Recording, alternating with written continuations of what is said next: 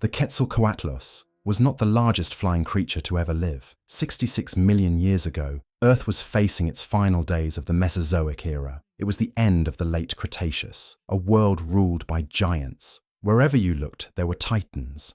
On land, colossal theropods and sauropods stomped across ancient landscapes. In the oceans, mosasaurs patrolled with unrivaled dominance. But the skies belonged to monsters. Among the most fearsome were a bizarre and powerful group of flying reptiles called the azhdarchids. With long necks, towering legs, and wingspans that rivaled modern airplanes, these pterosaurs ruled the air. And none was more famous or feared than Quetzalcoatlus, named after the Aztec feathered serpent god. For decades, it was believed to be the largest creature to have ever flown. But what if I told you there was another, a flying giant even more massive and more mysterious? In the 1970s, deep in the heart of Romania, a student-led dig team uncovered two massive fossil fragments, part of a skull and a humerus. At first glance, scientists assumed they belonged to a gigantic theropod. But the more they studied the structure, the clearer it became. This was no dinosaur. This was a pterosaur, a beast unlike anything they'd ever seen. Yet despite its size and potential significance, the creature remained unnamed for over 3 decades. It wasn't until 2002 that it was officially dubbed Hatzegopteryx, the Hatzeg basin-winged monster, a name that nodded both to the prehistoric island it once ruled and the sheer size of the creature itself. Estimates suggest Hatzegopteryx had a wingspan on par with Quetzalcoatlus, around 11 meters or 36 feet, roughly the width of a Cessna 172. But some scientists think it was even bigger. Its humerus was longer than that of Quetzalcoatlus, which could push its wingspan to 12 meters or 39 feet, the largest of any known flying animal. Height, about 5 meters or 16.5 feet, tall as a modern giraffe. But unlike the more gracile Quetzalcoatlus, Hatzegopteryx was built like a tank. It had a broader, more muscular frame, suggesting it was not only taller, but also heavier and more powerful. So how did this sky titan get so big? The answer lies in the strange land it came from, Hatzeg Island. During the late Cretaceous, Europe was a vast island chain.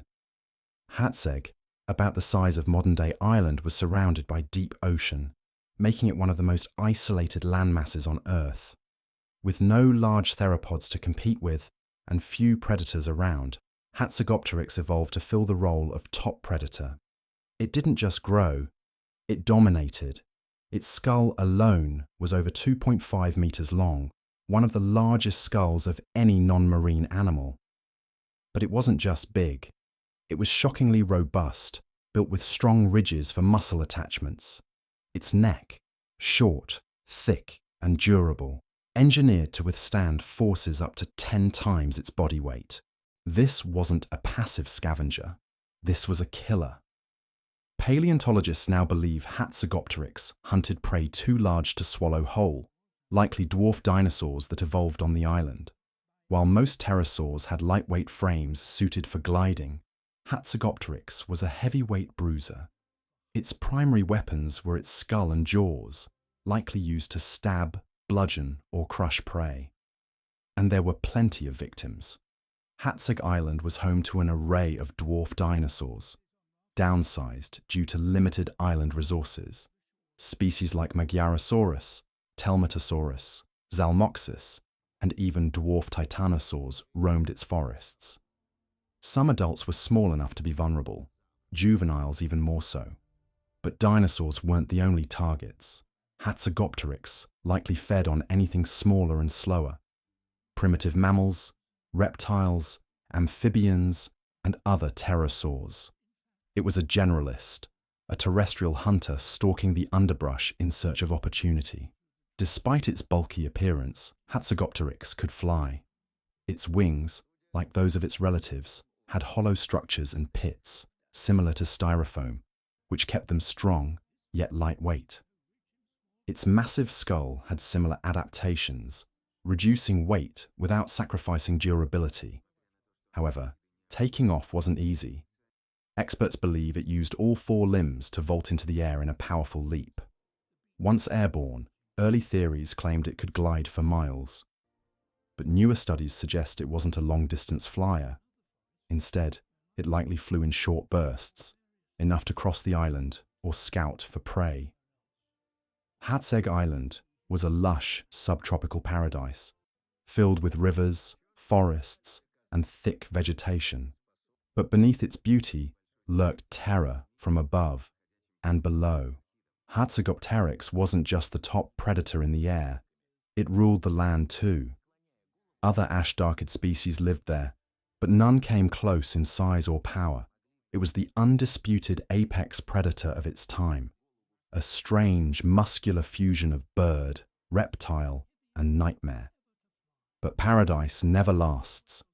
66 million years ago, a giant asteroid struck Earth, triggering the mass extinction that wiped out the non-avian dinosaurs and most pterosaurs, including Hatzegopteryx. The skies it once ruled would never be the same.